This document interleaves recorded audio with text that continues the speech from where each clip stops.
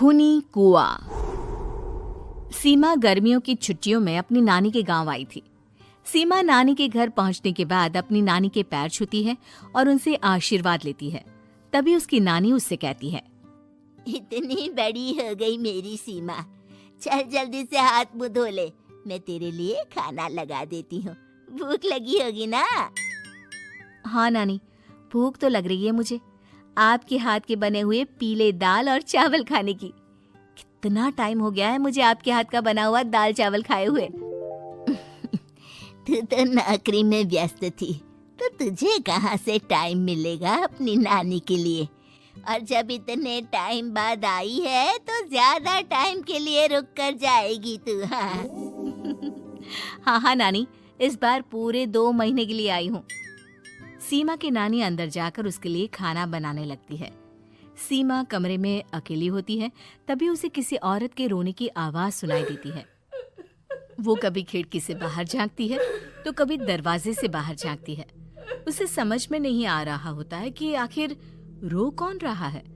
तभी नानी खाना लेकर आ जाती है। वो अपनी नानी से कहती है, नानी, कोई औरत रो रही है क्या? मैं जब से यहाँ आई हूँ तब से मुझे यहाँ किसी औरत की रोने की आवाज आ रही है। हे भगवान, कहीं ये वही तो नहीं? बोलो ना नानी। अरे कोई नहीं रो रहा, ये तेरे मन का वहम है। और तू ना अब खाना खा ले, ज्यादा यहाँ वहाँ की बातों में ध्यान मत दिया कर। जल्दी से खाना खा और फिर मेरे साथ आ जा मेरे कमरे में, दोनों बैठकर खूब सारी बातें करेंगे। ऐसे ही अगले दिन सीमा अपनी नानी के साथ गांव के बाजार जा रही होती है। उसी रास्ते में फिर से किसी औरत के रोने की आवाज आती है। वो अपनी नानी से कहती है, अरे नानी, क्या सच में तुम्हें अभी भी किसी औरत की रोने की आवाज नहीं सुनाई दे रही?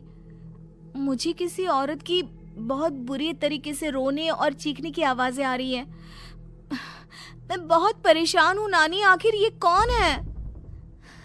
मुझे लगता है कि सीमा को शहर भेज देना चाहिए, यहाँ रहना उसके लिए ठीक नहीं। नानी बोलो ना, आप चुप क्यों हो जाती हो? सीमा, तू घर चल, मुझे तुझसे बहुत जरूरी बात करनी है। नानी सीमा को घर ले आती है और सीमा से कहती है, सीमा, कल सुबह तू शहर वापस चली जाएगी। अरे अचानक? आखिर क्या बात है नानी, आप मुझे ऐसे जाने को क्यों कह रही हो? मैं बस जो कह रही हूँ उस पर ध्यान दे। तू कल सुबह यहाँ से चली जाएगी, और ये बात मैं कोई मजाक में नहीं बोल रही। तू कल जाएगी तो मतलब जाएगी। अरे नानी, चली जाऊंगी मैं, ठीक है, पर आखिर बात क्या है ये तो बता दो।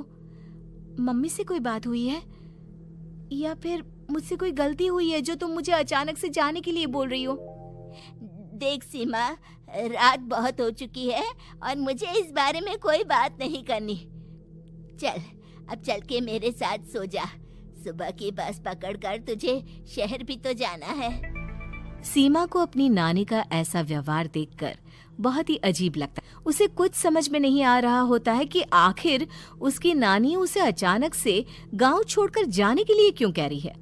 ये सारी बातें सोचते सोचते सीमा की आंख लग जाती है और वो अपनी नानी के साथ सो जाती है।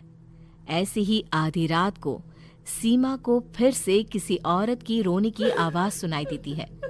वो उस औरत की आवाज सुनकर बार बार करवटें बदल रही होती है और तभी उसे सपने में भी एक अजीब सी औरत की परछाई दिखाई देती है, जो इतना चीख चीख कर रो रही होती है कि सीमा डरकर उठ जाती है।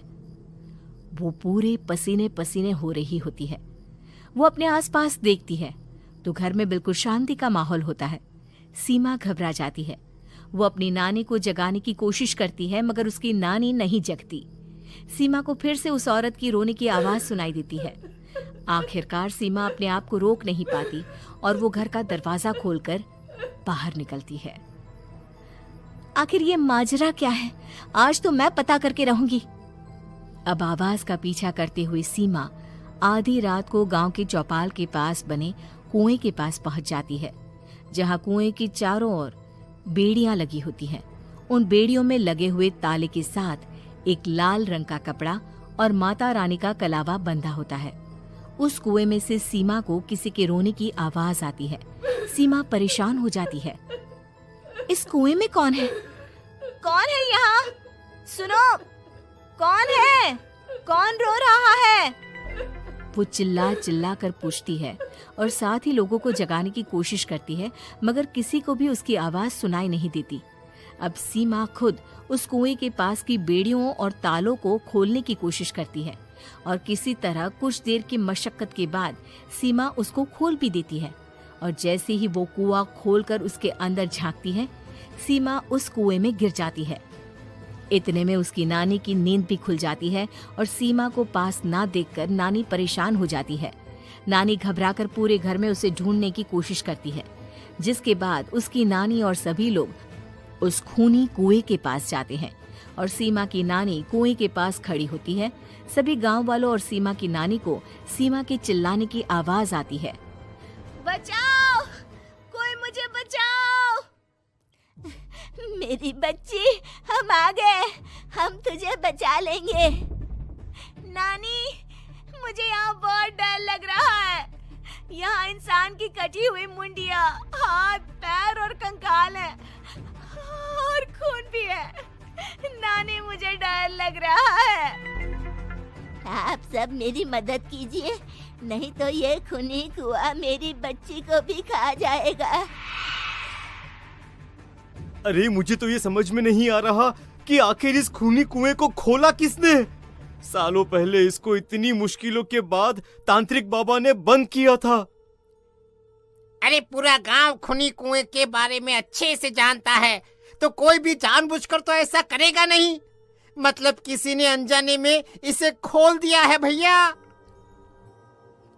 सीमा को इस बारे में मालूम नहीं था और जब से वो यहाँ आई थी तभी से उसे किसी औरत के रोने की आवाजें भी सुनाई दे रही थी। कहीं सीमा ने ही तो उसे नहीं खोला। अगर ऐसा है तो फिर सीमा का बचना बहुत मुश्किल है। वहीं कुएं के अंदर सीमा रोते हुए बैठी होती है कि उसे आवाज सुनाई देती है जो कुएं के बाहर खड़े गांव वालों में से किसी को सुनाई नहीं देता। आज सालों के बाद मुझे ताजा खून मिलेगा। तेरा खून पीकर आज मैं अपनी प्यास बुझाऊंगा।